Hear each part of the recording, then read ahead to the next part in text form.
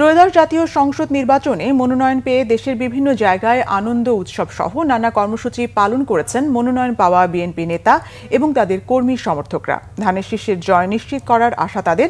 এছাড়া দলের মনোনয়ন না পেয়ে বিভিন্ন জায়গায় হরতাল, বিক্ষোভ, সড়ক অবরোধ সহ নানা কর্মসূচি পালন করেছেন মনোনয়ন বঞ্চিত নেতা ও তার সমর্থকেরা।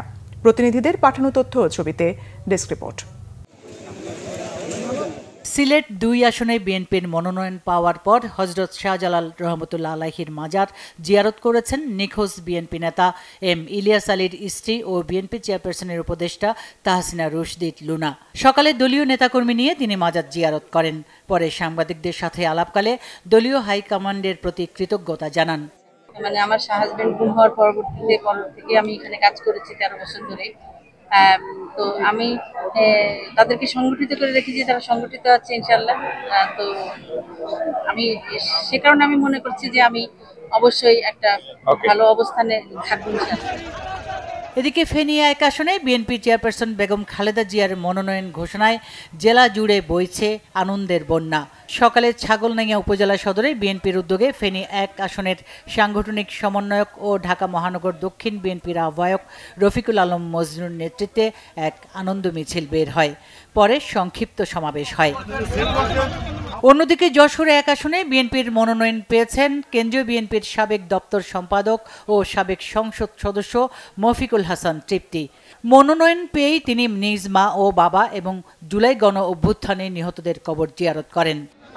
ত্রয়োদশ জাতীয় সংসদ নির্বাচনে ঝালকাঠি নলছিটি ২ আসনে বিএনপির প্রার্থী হিসেবে সাবেক এমপি ইসরাত সুলতানা ইলেন ভুট্টোর নাম ঘোষণায় নেতাকর্মীদের মাঝে ব্যাপক উৎসাহ ও আনন্দ বিরাজ করছে ঝালকাঠিতে। এদিকে টাঙ্গাইল ৫ আসনে বিএনপির মনোনয়ন ঘোষণার দাবিতে মিছিল হয়েছে। বিকেলে জেলা বিএনপির সাধারণ সম্পাদক ও মনোনয়ন প্রত্যাশী ফরহাদ ইকবালের উদ্যোগে পৌর উদ্যান থেকে মিছিল বের হয়। মেহেরপুর ২ গাংনী আসনের বিএনপির প্রার্থী আমজাদ হোসেনের অফিসে হামলার অভিযোগ উঠেছে জেলা বিএনপির সভাপতি জাভেদ মাসুদ মিল্টনের সমর্থক ও নেতাকর্মীদের বিরুদ্ধে। মঙ্গলবার সকাল ১১টা থেকে ২ দফায় হামলার ঘটনা ঘটে। এ ঘটনার পর থেকে বন্ধ রয়েছে গাংনী উপজেলা শহরের দোকানপাট। বিক্ষোভ করছেন নেতাকর্মীরা।